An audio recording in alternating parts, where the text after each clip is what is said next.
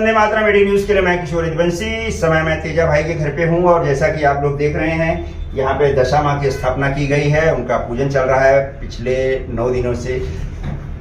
यहाँ पर यादव संघ के और इतने भी यहाँ पर संस्थाएं हैं यादवों की, गुजराती में है, मराठी में है, उत्तर भारतीय हैं।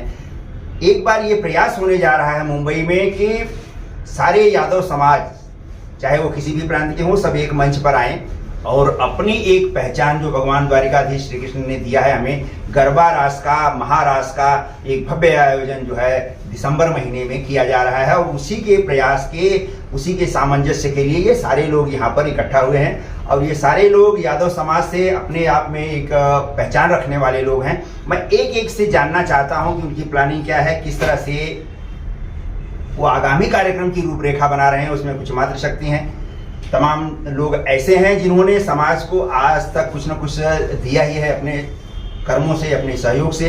तो इस समय जो इतना बड़ा भव्य आयोजन जो होने जा रहा है, जो कि जिसकी चर्चा विश्व स्तर पे हो रही है कि भाई महारास भगवान श्री कृष्ण का दिया हुआ, आज वो तो मुंबई जैसे शहर में होने जा रहा है जो इतना आधुनिक और इतना मॉडर्न शहर है। यहाँ पर जो है इस रास का किस तरह से आयोजन किया जाए, आइए हम जानते हैं एक एक लोग से कि किस तरह से उनकी जिम्मेदारी निर्धारित होगी, किस तरह से उनका आगामी कार्यक्रम होगा और उसको सुचारू रूप से चलाने के लिए, जैसा कि आम समाज में होता है, काफी खींचतान लोग करते हैं, एक दूसरे की महत्वाकांक्षा टकराती है लोगों से। तो इन सब चीजों को किस तरह से सामंजस्य स्थापित करेंगे। सर, आप एक वरिष्ठ सदस्य हैं यादव समाज के, पहले आप अपना थोड़ा सा परिचय दीजिए और इसके बाद बताइए कि इस कार्यक्रम को किस तरह से आप लोग व्यवस्थित ढंग से करने वाले हैं। पहले तो मैं देवी माँ को प्रणाम करते हुए बहुत और तेजा भाई ने जो स्थापना की है देवी माँ, सदैव इस परिवार पे उनकी कृपा बनी रहे और हमारे यादव परिवार जो है, हम जो आए हैं यहाँ पे, इन पे भी सदैव कृपा देवी माँ की बनी रहे, ये मेरी प्रार्थना है। देवी माँ से ये प्रार्थना है। आगे जो हमारा अभिरास का जो कल्पना है, एक चाहल बहन गुजरात से, भावनगर से हैं, उन्होंने परिकल्पना की है कि 25 दिसंबर को एक अभिरास, महारास भी नहीं, अभिरास की एक कल्पना की है। उसको क्रियान्वित कैसे किया जाए उस पर हम लोग सतत प्रयास कर रहे हैं। 1-2 मीटिंगें भी कर चुके हैं, सार्थक मीटिंग हुई है।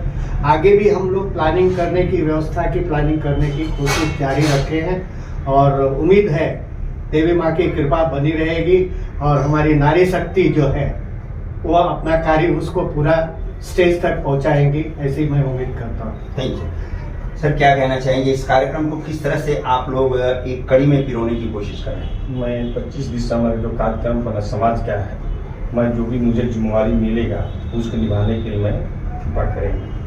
धन्यवाद। नौजवान पीढ़ी को आप क्या संदेश देना चाहेंगे, हमारे जो यादव समाज के, चाहे वो गुजराती हो, मराठी हो, उत्तर भारतीय हो, आप सब नौजवान हैं, क्या उनको संदेश देना चाहें और किस तरह से उन्हें एकत्रित करेंगे, किस तरह से उन्हें एक कड़ी में पिरोने का प्रयास करेंगे, ये थोड़ा सा हमें। देखिए, आज सब जानते हैं कि आज नौजवान मोबाइल, व्हाट्सएप, फेसबुक के माध्यम से सब आज फैले हुए हैं, इंस्टाग्राम पे। और मेरा ऐसा मानना है कि जो एक संकल्पना थी हमारे जहाल बहन की पूरे मुंबई में लेकर कि हम एक अभिरास का एक रिकॉर्ड कायम करेंगे आने वाले समय में मुंबई में, और वो 25 दिसंबर को आप देखेंगे कि हमारे माताओं बहनों ने इतना अच्छा रास यहाँ पर किया है, तकरीबन हजारों की संख्या में यहाँ पर लोग जमा होंगे। और मैं साथ ही साथ युवाओं को भी आह्वान करता हूँ, चाहे वो महिला हो, चाहे पुरुष हो, चाहे बच्चे हों, सभी लोग अपने भगवान श्री कृष्ण से जुड़े और अपने समाज से जुड़े, ताकि आने वाले समय में यादव समाज पूरे मुंबई में किस प्रकार आगे बढ़ रहा है वो लोगों तक मैसेज जाना चाहिए। एक बात बताइए कि यादव समाज में अभी 2-4 जो मीटिंग हुई है आप लोगों की, उसमें कई लोगों की कुछ शिकायत हुई, जैसे किसी को प्राथमिकता नहीं दी गई, किसी को बुलाया नहीं गया, किसी का सम्मान नहीं किया गया। इन सब आपसी जो मतभेद है, आपसी जो टकराव है, महत्वाकांक्षी लोग जो हैं, इस तरह से की बातें कर करके किस तरह से समाज को जो है विघटित करने का एक तरह से कहा जाए या तोड़ने का कहा जाए। आप जोड़ने की प्रयास कर रहे हैं, वो तोड़ने का प्रयास करते हैं, तो ऐसे लोगों को क्या संदेश? लेकिन हम निकले हैं जोड़ने के लिए, तो हम जोड़ने का कार्य करते रहेंगे। जिसको तोड़ना है अपना तोड़ने का काम करते रहे, लेकिन हम जोड़ने के लिए निकले तो जोड़ेंगे। और भगवान द्वारकाधीश से प्रार्थना करेंगे कि समाज को सद्बुद्धि दे, एक मंच पे सब आए एक भाव से आए। यहाँ न कोई बड़ा न कोई छोटा है, यहाँ सब एक हैं और मातृशक्ति को यहाँ प्रधानता दे रहे हैं। तो सबसे प्रार्थना है कि सब आए, बहनों का सहयोग करें। जो चहल बहन ने परिकल्पना की थी, जो हमारी माताओं बहनों ने यहाँ पे उसको स्वीकार किया और आह्वान किया है जो 25 दिसंबर के कार्यक्रम के लिए, उसको सब मिलकर परिपूर्ण करने की कोशिश करेंगे और सबसे आह्वान करेंगे कि सब इसमें जुड़ें। सभी यादव समाज, गवली समाज, अहिर समाज, किसी भी प्रांत के हों, सब इसमें जुड़ें और अपना सहयोग दें, अपनी एकता का परिचय दें। बस धन्यवाद सर। क्या कहना चाहेंगे आप ये सारे कार्यक्रम को किस तरह से और कहाँ इसको सर्कुलेट कर रहे हैं, एक तरह से लोगों में क्या मैसेज, किसको क्या जिम्मेदारी दे रहे हैं इस तरह से? सबसे पहले तो हर स्टेट में कार्यक्रम फैल रहे हैं हमारे, जैसे गुजरात हो गया, राजस्थान हो गया, MP हो गई, UP हो गई, हर जगह इसके विस्तार पे चर्चा चालू है। और कार्यक्रम का रूपरेखा अभी हम लोग 2 मीटिंग हुई, अभी तो बहुत सा काम करना बाकी है, अभी शुरुआत है। तो ये बोलते हैं ना झांकी है, अभी बहुत कुछ करना बाकी है, अभी तक तुम कुछ नहीं किए। सिर्फ एक कमेटी को स्ट्रॉन्ग करने के लिए हम प्रयास कर रहे हैं, अच्छी कमेटी बने, हर प्रांत से आदमी जुटे और एक भव्य अभिलाष। धन्यवाद। जय भाई, आप क्या कर रहे हैं इस पूरे समाज को संगठित करने में, आपकी क्या भूमिका रहने वाली है? देखो, इसमें व्यक्तिगत एक आदमी की कोई भूमिका नहीं है। हम यादव समाज है, अहिर समाज है, गवली समाज है, फिर कोई भी प्रांत का हो, हम लोग सब एक साथ में रह के ये है। और हमारे गुजराती में कहते हैं कि इष्टदेव हमारे जो है द्वारिकाधीश, उसने बोला है कि आप भावना अगर आपकी सही है तो देगे या न तेगे। अगर भाई भाई में अगर बातचीत करते हैं, लेकिन समय आने पे आप सब संगठित हो जाएंगे, मैं आपके साथ पे रहूंगा, आपको कोई चीज की कमी नहीं आने देती। सिर्फ ये है कि इसमें है ना थोड़ा क्या है कार्रवाई। तो रियाज वाल आपने जो बात की कि भाई इसमें कुछ लोग ऐसा कुछ नहीं है। देखो अभी क्या होता है, जो कोई भी कार्यक्रम शुरू होता है, अगर जैसे अपने घर में शादी ब्याह है, भाई का लड़का है, चाचा का है, अगर उसको आमंत्रण देने की जरूरत नहीं होती। इसी तरह ये जो हमारा यादव समाज है, समाज है, ये महिलाओं के लिए, हम लोग महिलाओं को प्रोत्साहन देने के लिए हम लोग सब भाइयों का काम है। ये कार्यक्रम उनको ही करना है और उनको हम लोग को समर्थन देंगे। उनका जो कार्य रहेगा उसमें जो हमसे होएगी वो हमसे उसके ऊपर प्रेरणा चाहिए। कोई तन मन धन जिस प्रकार की हेल्प चाहिए वो हम लोग कर सकते हैं, लेकिन ये कार्यक्रम में आगे हमारी बहनें रहेगी। और ये कार्यक्रम 101% जिसको 101% सक्सेस होएगा। और हमें जल्दी से आज भी हम लोग कुछ बैठ के चर्चा करेंगे कि हम लोग किस माध्यम से आगे बढ़ना है, क्या करना है। और हमारे यहाँ इस समय में ना कोई समाज में अध्यक्ष बड़ा छोटा कुछ नहीं है। हमारा अध्यक्ष द्वारिका वाला है, द्वारकाधीश अध्यक्ष है, यहाँ कोई नहीं है। जहाल बहन हो, ईशा बहन हो और सब बहनें हैं, सब हमारे लिए सब बहनें साथ में हैं, एक साथ मिलकर काम करेगी और समाज को एक प्रेरणा देगी। और एक खाली हम अभिलाष करके इसको बंद नहीं करना है। ये हमारी महिलाएं लॉन्ग टाइम कायम के लिए, ये हमारी महिलाओं संगठित रहे और एक दूसरे को अरस परस काम में मदद रूप बने, ये हमारी भावना है। बहुत अच्छा। ईशा बहन, जैसा कि पुरुष समाज एक मत है और आप सबको तन मन धन से सहयोग देने की बात कर रहा है, आपके साथ में जितनी भी महिला शक्ति, मातृशक्ति जो जुड़ी हुई हैं, आप लोगों की क्या तैयारी है और क्या परिकल्पना है कि आप उसे किस तरह से पूरा कर पाएंगे, और आपके हौसले में इस समय किस लेवल पर आपका हौसला है?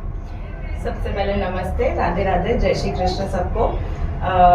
महिलाओं का हौसला तो बुलंद है, पर बहुत अच्छी बात है कि चाहे आहिर समाज हो, यादव समाज हो, गवली समाज हो, मैं सबसे निवेदन करती हूँ कि इसे अपना ही कार्यक्रम समझ के संगठन से जुड़िए, सपोर्ट करिए। आपसे जो चीजें बन पा रही है समाज के लिए, आगे आके सपोर्ट करिए, क्योंकि ये कोई एक व्यक्ति या एक के बस का नहीं है। ये सामाजिक कार्यक्रम है और सारे गवली समाज है, आहिर समाज है, चाहे राजस्थान से हो, UP से हो, कर्नाटका से भी हो, गुजरात से हो, वो सारे आए और सामने आके सब संगठन में जुड़े। और महिलाओं के लिए है, महिलाओं का अभी ये जो 25 दिसंबर को मुंबई में अभिरास करके आयोजित कर रहे हैं, ये सिर्फ इसी चीज के लिए ही नहीं है। ये सबसे पहली बात, हमारा जो कल्चर है, जो द्वारिकाधीश हमारे इष्ट देव है, उनको हम निमित्त बन के, क्योंकि उनकी इच्छा अनुसारी चीजें होती है, हमें सिर्फ निमित्त बनना होता है।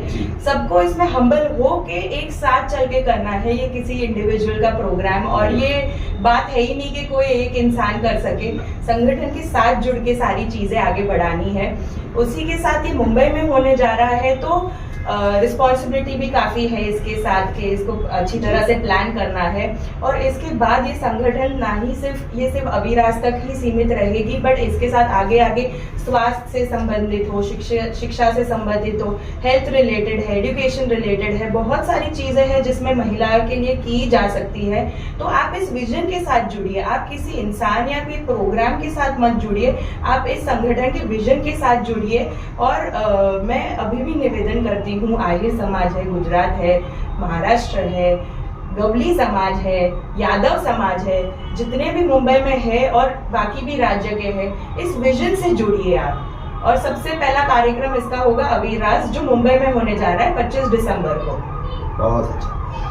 भाभी जी, आप क्या कहना चाहेंगी? ये नौजवान मातृशक्ति जो सारी बहनें हैं वो आपके संरक्षण में, एक तरह से आपके मार्गदर्शन में जुड़ रही हैं। दूर दूर से अनेक प्रदेशों से यादव महिलाएं और बड़ी बड़ी सामाजिक जो हस्तियां वो आ रही हैं। ऐसे में आप इन लोगों को क्या मार्गदर्शन, क्या संदेश देना चाहेंगे? संदेश देखो, भाइयों बहनों सब एक साथ रहेंगे, एक साथ जोड़ेंगे, एक साथ मिल के जुल के आना जाना रहते हैं, तो सब अच्छा है। ऐसा बोलेगा तो हम लोग आए, इसके घर पे जाए, उसके घर पे, सब मिलते जुलते रहते, आगे प्रोग्राम सब बढ़े। ऐसा हम लोग बहुत सोचते हैं कि सब भाई बहन सब साथ में मिले, आए जाए, वो जो द्वारकाधीश को बोलते। जय श्री कृष्ण। तो देखिए, मातृशक्ति की हौसले की जो है दाद देनी पड़ेगी कि उन्होंने इतना विशाल कार्यक्रम आयोजित किया है, और उसके पीछे जो है हमारा यादव का जो पुरुष समाज है वो भी तन मन धन से खड़ा रहने की बात जो है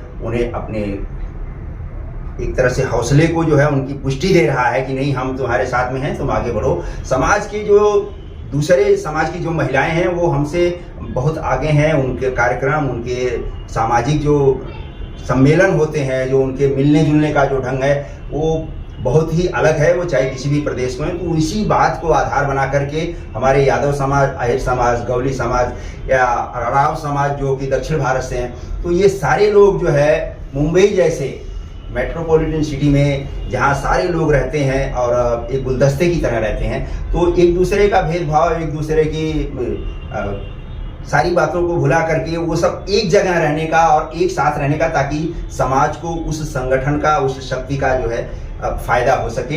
यही निमित्त बन करके आज जो है इस कार्यक्रम की रूपरेखा है और उसकी प्रस्तावना जो है तैयार की जा रही है। आप भगवान करें, द्वारिकाधीश करें कि आप सब इसमें सफल हों और आप यशस्वी हों, आपकी कीर्ति जो है दिग दिगांतर तक फैले।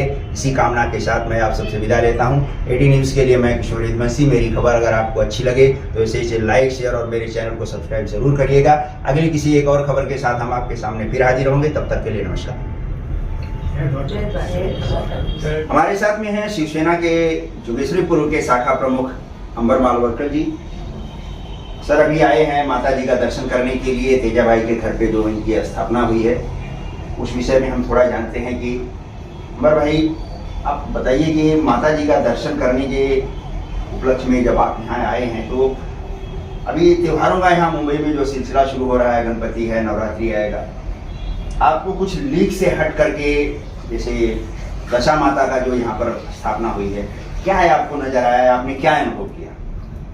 देखो, अपने हिंदुस्तान में 365 दिन सब त्योहार रहते हैं। जैसे कि आज दशमा की पूजा तेजाबाई के घर में हो रही है जी, तो दशमा माँ का जो एक ये है कि अपने घर में जो अपन जो काम धंधा करते हैं और अपना घर संवारने के लिए जो करते हैं, उसमें अपने को प्रगति नहीं होती है। तो प्रगति मिलने के लिए जैसे इनकी पूजा की जाती है दशमा की, ऐसा मानना है हम लोग का कि दशमा की पूजा अपन करेंगे तो अपने घर के जो कार्यकर्ता जो रहते पुरुष, उनको प्रगति में प्रोत्साहन मिले, दशमा का आशीर्वाद मिले, इसके पीछे की ये भावना है। जैसे कि अपन विद्या की देवता सरस्वती माँ है, नवरात्रि में संतोषी माँ को पूजा जाता है, वैसा श्रावण महीने में अमावस्या होने के बाद दशमा को पूजा जाता है। उसमें उससे घर में तरक्की होती है, खुशहाल रहते हैं सब, बच्चों की पढ़ाई अच्छी होती है, अपने घर में जो विघ्न आते हैं वो टलते हैं दशमा की पूजा होने से, ऐसा मेरे को लगता है। मतलब कि आपके घर की ग्रह दशा या परिस्थिति जो भी है अच्छी हो, सुधर जाए, इसके लिए इस माता जी का व्रत रखा जाता है। बराबर। अपने हिंदू धर्म में जैसे ग्रह है, कोई ग्रह अपने इससे मैच नहीं होते हैं, तो उसकी दशा सुधारने के लिए अपन दशा माँ की पूजा करते हैं। धन्यवाद सर।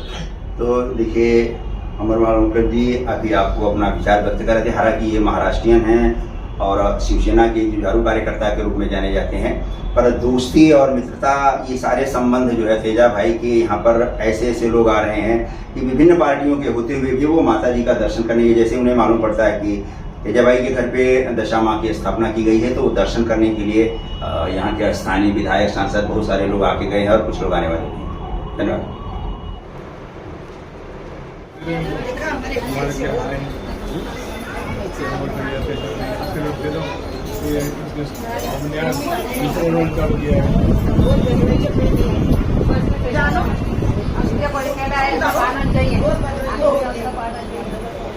हमारे यहाँ 1.5 दिन का गणपति है, 7 दिन का है ना, और गणपति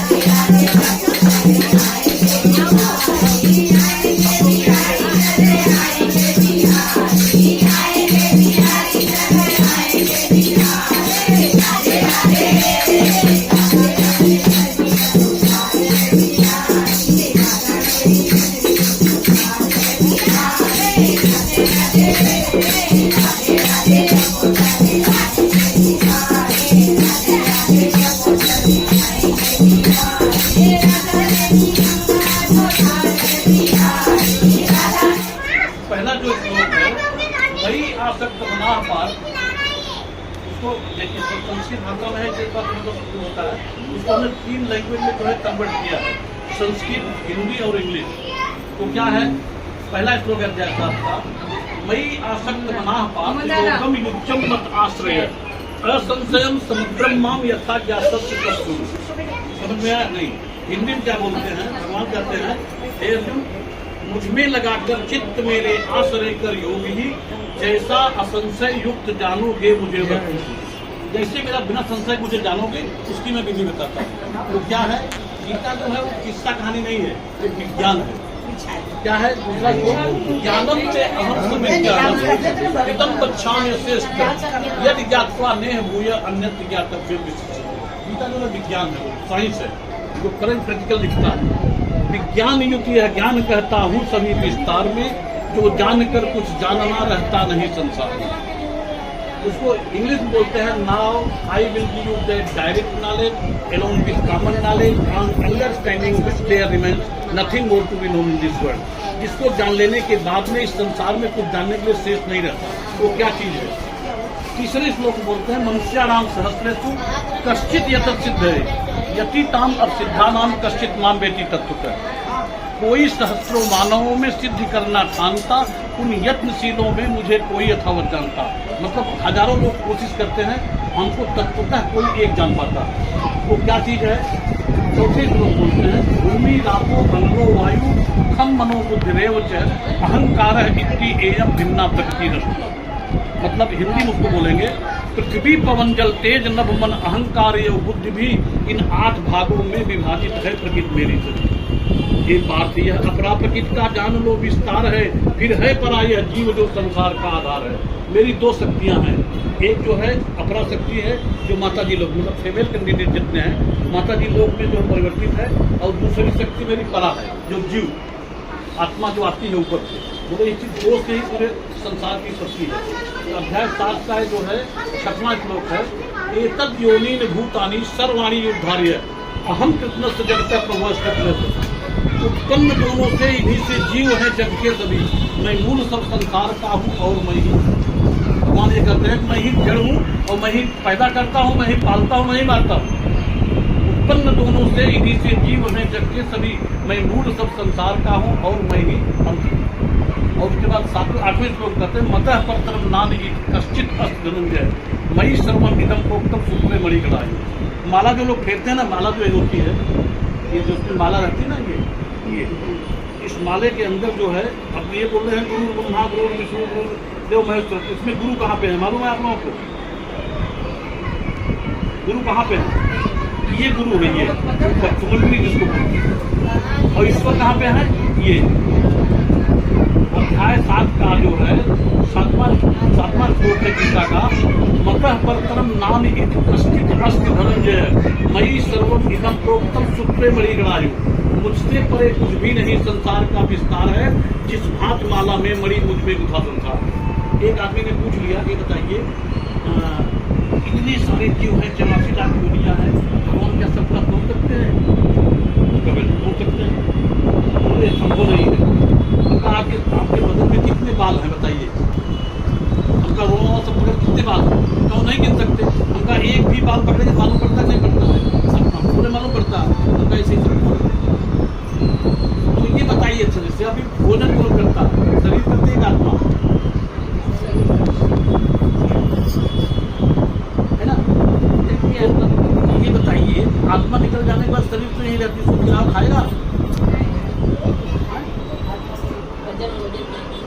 उसका अपना शरीर नहीं करती, पूरा शरीर जो है यही रहती है। आत्मा निकल जाने के बाद खिलाओ, पानी पिलाओ, पानी पिएगी नहीं, तो फिर कौन करता है? और आत्मा का जो ये आकार होता है, ये बाल का नोक जो होता है उससे 10,000 गुना छोटा होता है, वो कहीं भी आ जा सकता है, वो भी नहीं खाता। तो ना आत्मा खाता है, ना शरीर खाती है, फिर खाता कौन?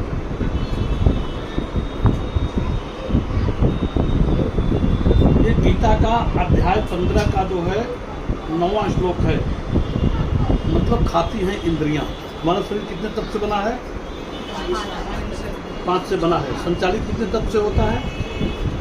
नहीं मालूम। रामायण लिखा है, छिट जल पावक गगन समीरा पंच रचित यह अधम शरीर। 5 तत्व से बनी है, हवा पानी अग्नि और इससे जो है, लेकिन संचालित होती है 25 तत्व से। ये गीता में है, अध्याय 13 का 5वां और 6वां श्लोक है।